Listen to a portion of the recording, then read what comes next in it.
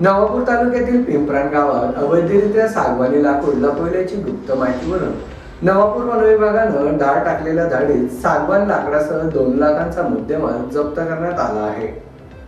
नवापूर तालुक्यातील पिंपराण खोचापाडा येथील योहान प्रभू गावित यांच्या घरात अवैधरित्या लाकूड साठवण व कारखाना सुरू असल्याची गुप्त माहितीच्या आधारावर वन विभागाचे वनक्षेत्रपाल RD पवार व प्रथमेश आडपे यांनी छापा टाकत कारवाई केली।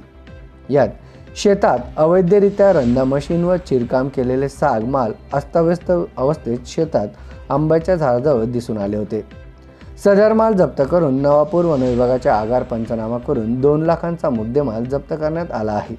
यात सागनग 275, एक पलंग, एक रंदा मशीन, इलेक्ट्रॉनिक मोटारसायकल, एक डिझाईन मशीन, इलेक्ट्रिक मोटारसह एकूण 2 लाख रुपयांचा मुद्देमाल जप्त करण्यात आला आहे।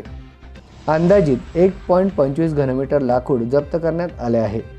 सदरची कारवाई उपवनसंरक्षक नंदुरबार वन विभाग शहादा, विभागीय दक्षता अधिकारी धुळे, सहाय्यक वनसंरक्षक नंदुरबार वन विभाग शहादा यांच्या मार्गदर्शनाखाली वनक्षेत्रपाल Chinchpada range staff, Navapur range staff, Nandurbar range staff, Khanbara range staff यांनी केली आहे। योहान गावित खोचापाडा रेंज चिंचपाडा येथे वन विभागाने कारवाई केलेली आहे। सदर इसमाच्या घरी एकूण 273 नग वेगवेगळ्या साईजचा माल मिळून आलेला आहे। संबंधितांच्या घरी एक रंदा मशीन व इतर लाकूड कटाईसाठी जे साहित्य असतं इलेक्ट्रिकल ते जप्त करण्यात आलं असून सदर माल हा नवापूर डेपो येथे जमा केलेला आहे। संबंधितांविरुद्ध भारतीय वन अधिनियम 1927 अन्वये कारवाई केलेली आहे।